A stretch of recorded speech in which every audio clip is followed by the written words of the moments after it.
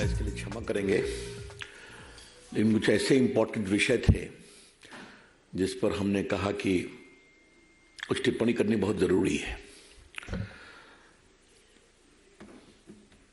मित्रों, आप सवाल मुझसे करेंगे इसलिए वो उत्तर हम पहले ही दे देना चाहते हैं कि आज भी हमारे कृषि मंत्री अर्जुन मुंडा जी ने बातचीत की पेशकश की है। समाधान निकलेगा चर्चा से, संवाद से, और भारत सरकार का मन खुला हुआ है किसानों के बारे में। हमारी उनसे अपील होगी कि शांतिपूर्ण तरीके से इसका समाधान निकलना चाहिए, और हमारी सरकार ने किसानों के लिए कितना काम किया ये हम चर्चा कर चुके हैं। तो किसानों का विकास हमारी बहुत बड़ी प्रायोरिटी है, हमेशा रहेगी। तो दूसरी बात कहनी है कि संदेश खाली का विषय बहुत गंभीर हो रहा है। माननीय कलकत्ता हाईकोर्ट ने क्या टिप्पणी की है आपके सामने में। How can one man Shahjahan Sheikh can take the entire state to ransom. यह आपने सुना है, उसको गिरफ्तार क्यों नहीं किया जा रहा है। और यह भी टिप्पणी है कि उसके यहां पुलिस ईडी रेड करने गई थी, उसी के बाद समस्या शुरू हुई। लेकिन उसके बाद जो सारी जानकारी सामने आ रही है, ये किसी भी सभ्य समाज के लिए शर्मनाक ही नहीं, निकृष्टता की पराकाष्ठा है। What is emerging thereafter about the blatant assault, humiliating treatment, sexual assault of women is a shame on our society and democracy. ये मैं बहुत विनम्रता से कहना चाहूंगा, ये शर्म है। ममता जी अभी भी उसको डिफेंड कर रही हैं, क्यों?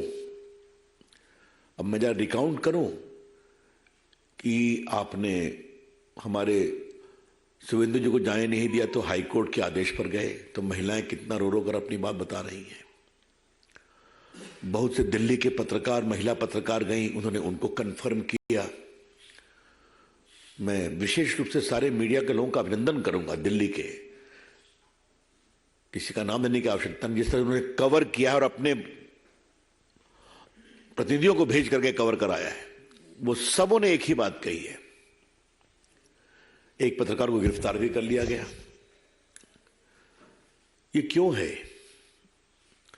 क्या छुपाना चाहती है ममता जी, और क्यों छुपाना चाहती है ममता जी? एक महिला मुख्यमंत्री अपनी साख, पॉलिटिकल साख बचाने के लिए महिलाओं की इज्जत को दांव पर लगा रही है। क्यों? उनका जमीर कहां मर गया है? और आपको याद होगा कि ममता जी ने जब सीपीएम के अत्याचार के खिलाफ संघर्ष किया था, वो बहुत अनिश्चित काल तक अनशन में बैठी थी, तो हम सभी उनके मुरीद बने, उनकी बहुत तारीफ किया। जो संघर्ष किया वो उस संघर्ष से आगे निकली है। और क्या हो गया है? क्या आज उनका अत्याचार, पुलिस का दमन, सीपीएम के दमन से भी आगे निकल गया है? कभी ममता जी अपने अंतर विवेक पर कुछ सोचती हैं क्या? ये हम जरूर कहना चाहेंगे। हम वहां की नारियों का बहुत अभिनंदन करेंगे, उनके साहस का। और क्या कलकत्ता से मात्र 75-80 किलोमीटर दूर ऐसा हो सकता है क्या कि लोगों की जमीन छीन ली जाए? वो खेती में धान उगाते हैं, बाकी फसलें उगाते हैं, सब में पानी छोड़ करके कहा यही मछली पालो। पूरी जमीन के हेल्थ को खराब कर दिया गया। तो जमीन का कब्जा करना, उनको बेदखल करना, महिलाओं की आबरू लूटना। और मुझे सबसे तो तारीफ ने आश्चर्य हुआ है कि जो एसआईटी जा रही है, ममता जी ने बनाया, वो क्या सवाल पूछ रही है। आज कई अखबारों ने लिखा है उस पर। मतलब सुप्रीम कोर्ट के गाइडलाइन बहुत सख्त हैं। In case of sexual assault and abuse of womens person, पूछताछ एक नॉर्म से होनी चाहिए। और एसआईटी पब्लिक में जाकर के एक ही सवाल पूछ रही है बार बार, क्या हुआ, कब हुआ, कैसे हुआ। मतलब वो सवाल कर रही हैं कि उनको और बेइज्जत कर रही हैं ताकि उनका मनोबल टूटे। तो भारतीय जनता पार्टी अपने राष्ट्रीय मंच से इसकी बहुत भर्त्सना करती है और ममता जी आपको इसका जवाब देना पड़ेगा और ममता जी आपको इसका राजनीतिक जनता जवाब देगी। ममता जी विल हैव टू पे फॉर इट। और हम अपने बीजेपी के कार्यकर्ताओं का बहुत सम्मान करते हैं, जैसे वो संघर्ष कर रहे हैं वहां जाकर के। पूरी पार्टी पूरी मजबूती के साथ खड़ी है। इसी संबंध में हमको एक बात और कहनी है, बाकी पार्टियां खामोश क्यों हैं? कल मैंने सुना है कि सीपीएम की एक नेत्री घूमने गई है, लेकिन सीपीएम ने अभी तक औपचारिक विरोध नहीं किया है, पब्लिक कमेंट नहीं किया है। राहुल गांधी जो हर विषय पर बोलते हैं खामोश हैं। चंडीगढ़ की घटना हुई, हम सुप्रीम कोर्ट के निर्णय का सम्मान करते हैं, दैट इज क्लोज चैप्टर, लेकिन उस पर सब कोरस में भाषण दे रहे हैं।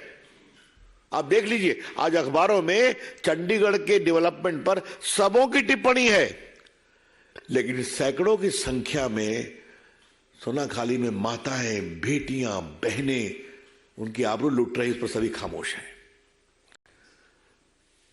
तो ये क्या मतलब है इसका? हम इस विषय को उठाना चाह रहे हैं। ये लोग कहते हैं कि भाजपा लोकतांत्रिक है, भाजपा में लोग सुरक्षित नहीं है।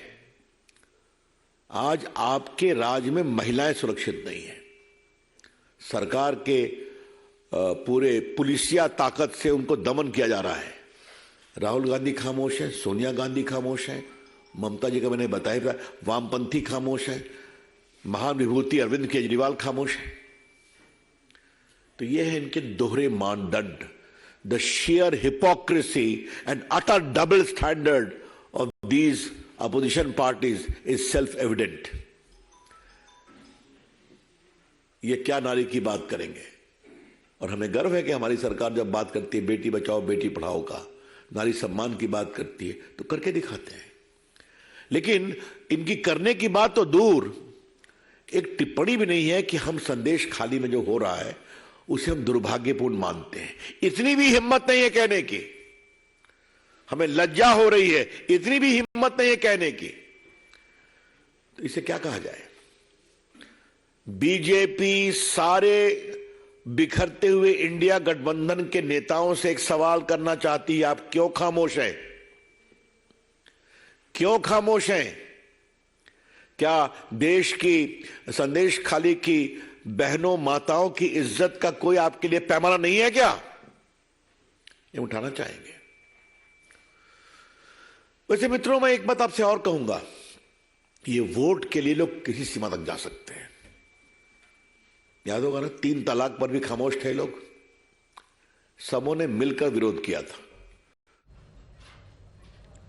Well, let me go